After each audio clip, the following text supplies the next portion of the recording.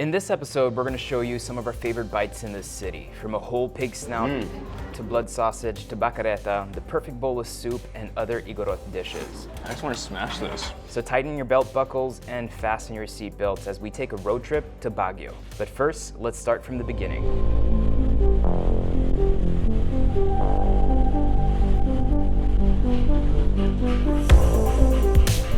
Baguio is one of the most famous cities in the Philippines. It's dubbed the summer capital of the country and is a gateway into Benguet and the mountain province. It is by no means off the beaten path. I used to pass through it mostly to explore the Cordilleran mountain range and the breathtaking beauty of the area, but more recently, I've lingered in the city and found a side of it that I never really saw before. Amongst its fast development, there is an unmistakable rhythm here, one that begs you to slow down and pay attention. Even though it probably looks very different than it did 20 years ago, there's a sense of nostalgia in the air. A tension that pulls it between the highly urbanized center that it is and the groundness of its history. The food we will eat and the people you will meet today are probably the best representation of that.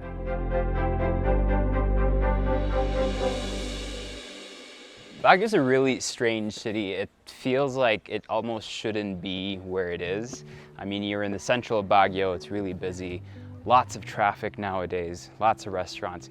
Kind of feels like a city that you'd find anywhere else in the Philippines. What makes it really special is that it's really built on a mountain. Once you go a bit further out from the Baguio city central, you find places like this that are literally built on the cliff, and more businesses now are branching out into these kind of lesser known areas, lesser densely populated areas, and you get beautiful views. And finally, it starts really feeling like a special mountain town. And it does have kind of like this allure and magic that is hard to find anywhere else in the Philippines. No wonder why so many people decide to call this place home. And yeah, it's a strange one. Really one of the kind when you come to the Philippines. Okay, I'm getting out of breath. No one told me that there's gonna be this many steps.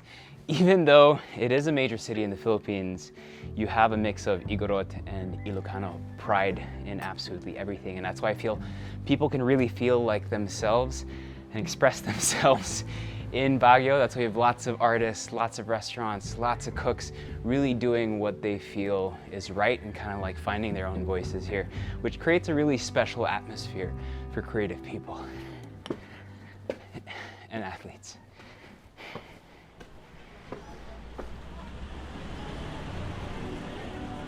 Good Taste doesn't serve local food, but in a way it does. It's a meeting place of everyone who comes to Baguio.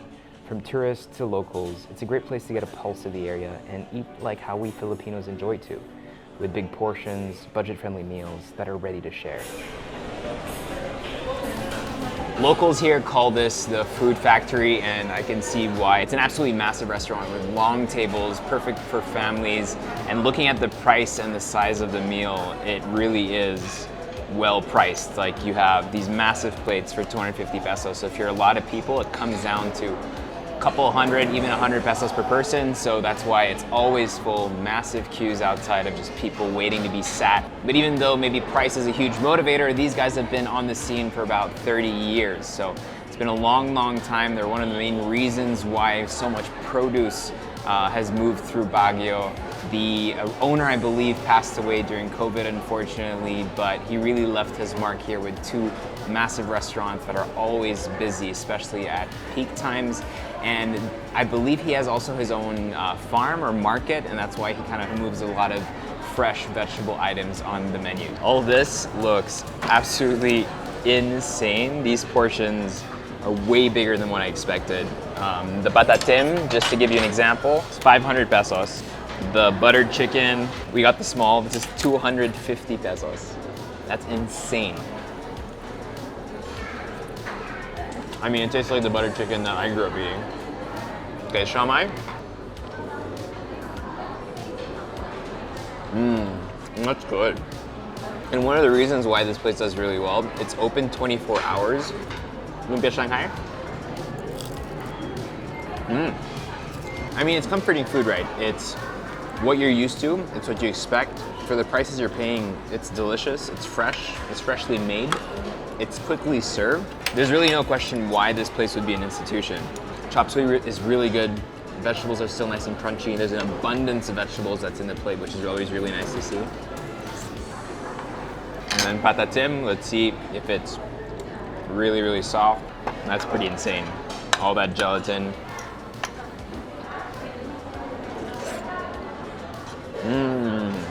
Super fatty, gelatinous, sweet, salty, everything you want it to be.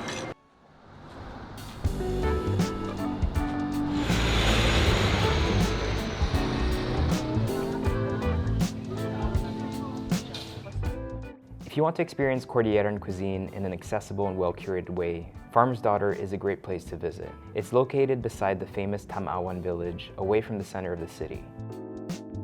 The food is straightforward, authentic, and presented in a rustic yet attractive way. Get some soup. This looks really good. This is like the whole snout. You got some cartilage in there, you got some ears, you got some fat, a little bit of everything. Really deep porky broth, which is something you don't often get. And a lot of the times it's deep, it's creamy, it's kind of everything that you want a nice broth to be, especially when it's cold. And that's why I'm always really excited to come to places like this, because it's nice to be able to have this kind of food that you would not find in Metro Manila. Next, I'm going to move on to one of my favorite Igorot foods, and that's Pinuneg. I think blood sausages, when you think of your French boudin, your British black pudding, your Korean blood sausage.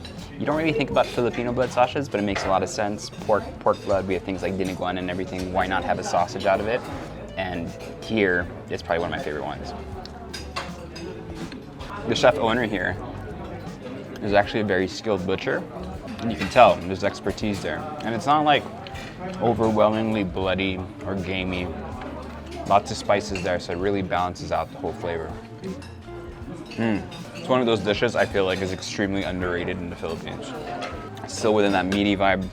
I know you've probably heard of Bldg before, so it's a preserved salted meat. Its counterpart, or this other style of doing it, is kinuday. Here you have smoked pork. They also make a version of chicken and beef, I think, on their menu, but traditionally I think it's pork. And yeah, you can taste that. There's a smoker right outside, actually.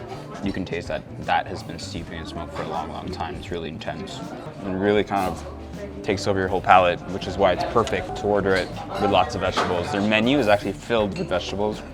And I saw the pakbo salad and I knew I had to have it. Pakbo is probably one of my favorite Filipino greens. Very delicately dressed, tomatoes, I think salted egg, some cucumbers. Nice and clean, refreshing, really well balanced. So good.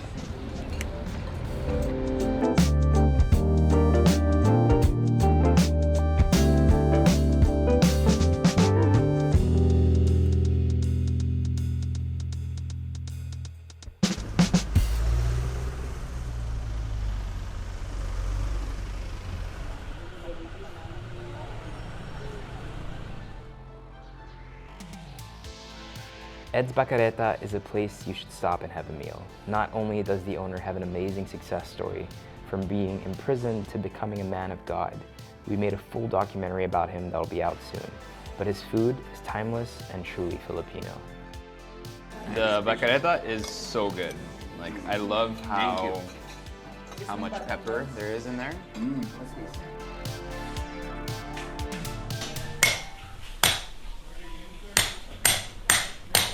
If you're looking for coffee, you don't really have to look far.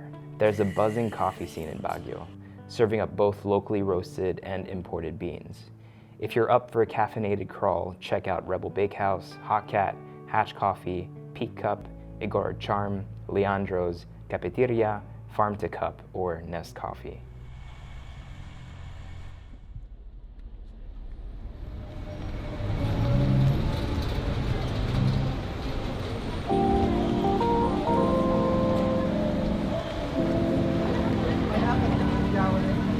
Luisa's Cafe started around 1957, if I'm not mistaken.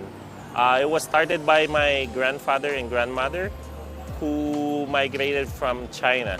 I would say Luisa's Cafe's bestseller would be the noodles and our siopaw. The noodles as well, we do it fresh every single day. It's a recipe from my grandfather way back in China. Luisa's is one of the oldest restaurants in the city. It keeps a very simple and made fresh Chinese menu. When the temperature drops, it's the perfect place for a copious bowl of mami noodles. There's a reason that this restaurant is still here, often frequented by locals reminiscing on the old days.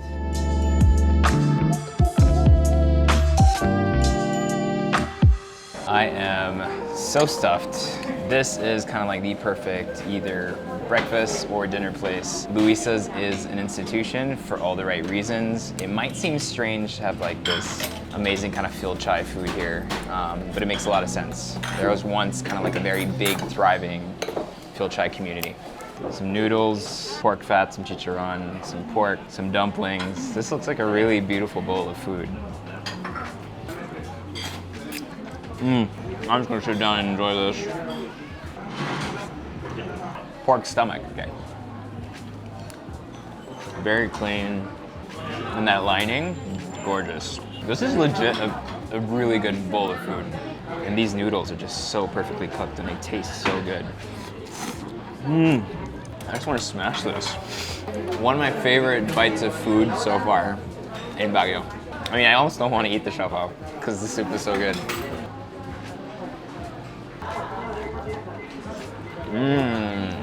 The pork is already really nice and sweet.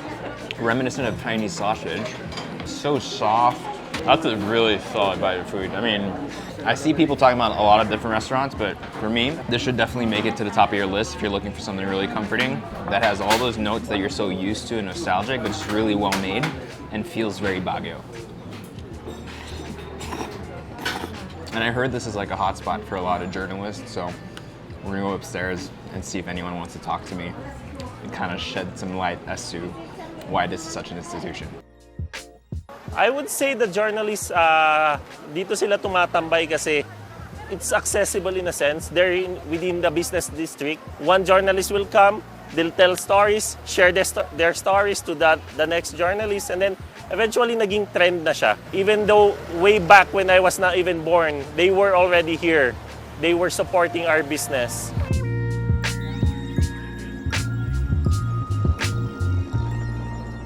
So where are we headed now?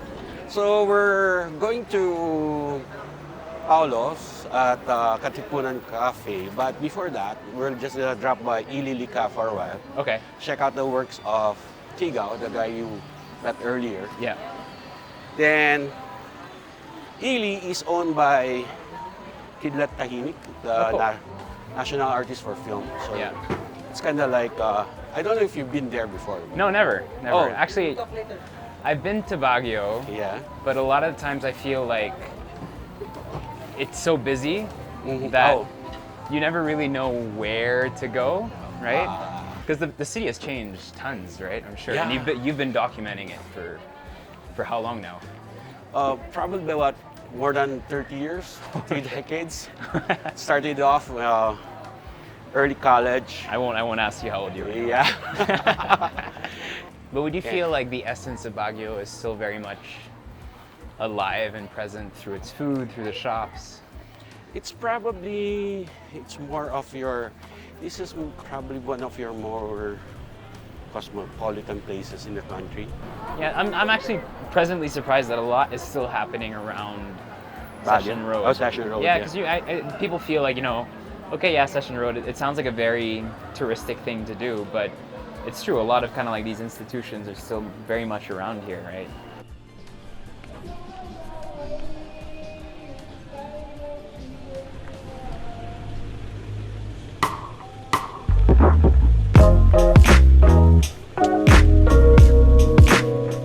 So this is Ili-Likha. Oh, cool. That's the facade. Beautiful. Yeah. And so this is kind of like just an artist's haven, right? Yeah. This is Tony. Hi. Hi, Erwan. He's the resident Nice to meet you. floral artist here. Ah, so, cool. Yeah. This is where we enter. Ah, okay, nice. Yeah. Ah, Yeah. dope.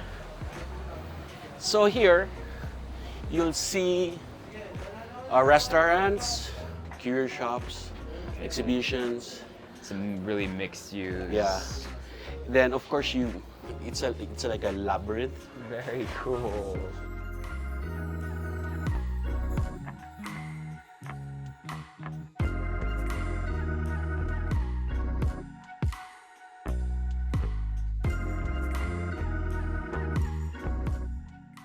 This really, for me, represents kind of like what Baguio is all about in terms of the converging of cultures, of people, of artists. Yeah.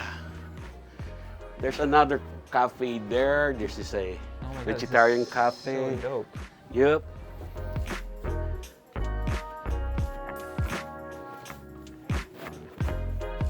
So this is the theater.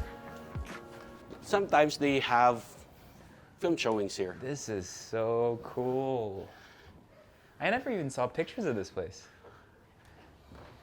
Wow, this is really special. Yeah.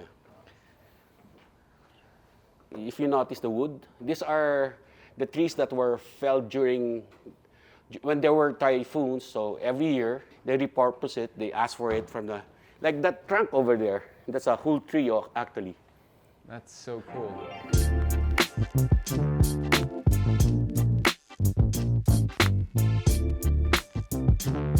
And here, this is the part of the city where the gold trading is normally done. Okay.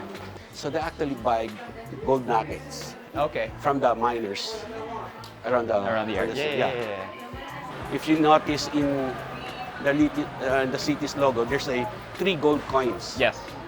The 3 gold coins signifies the 3 major mining areas in the province.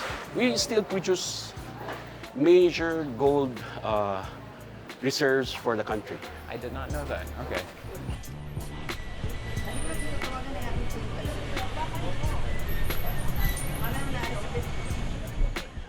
So if you notice, the Baguio is the only city that has a different layout as against the other municipalities, cities in the country. Yeah.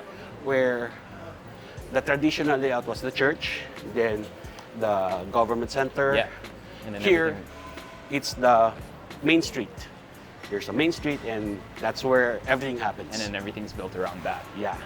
Aside from Ili-Likha, you can also visit the Bldg Museum, the Tam-awan Village, Arca's Yard, or Museo Cordilleran for your creative fix. But we were after more local food, and our guide wanted to show me a place that he considered represented a side of Baguio that is an important part of the city. We go up here. Up here. Yeah, that's the Katipunan. They used to have a store there, but it's closed right now. Okay. So we go up What's here. this place called? Katipunan. So it is Katipunan. Welcome Thank you. to Katipunan. So I like that this place feels like a secret. Yeah. It feels like you need to know like where this is to be able to come here. Actually, this is known before, actually, but until now, we just don't know why it's still a secret to most. Yeah. But actually, this area is known to be a meeting place of pocket miners, like Okay. mga minero. Yeah. Yeah. Okay. And then also the vegetable dealers. And you've been in this location for how many years already? Actually, my mother started here since 1970s. Oh wow. Yeah.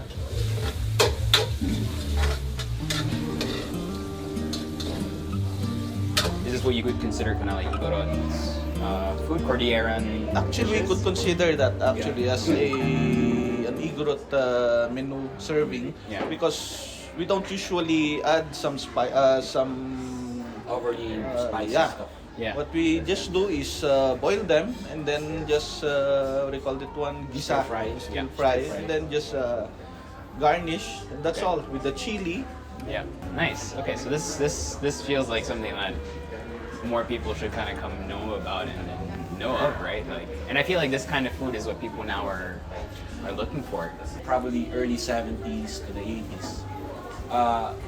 The restaurants like this were dime-a-dozen. Yeah. But now they're the only restaurants that serves this kind of food here in Okay. this particular area in the city. And how did you find this place, for example? When you're out drinking the whole night, so you end up in the morning, Yeah. nursing a hangover.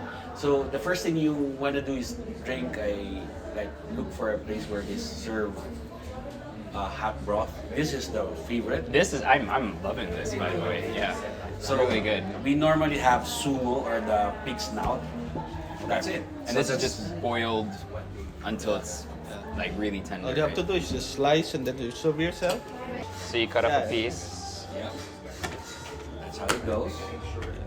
and then here. That's it. That's it. Got that right? Yes. Yeah, that sauce really combines it. Well, Well, yeah. Of pork also, no. or beef. Beef. That's it. This is the cheeks, right?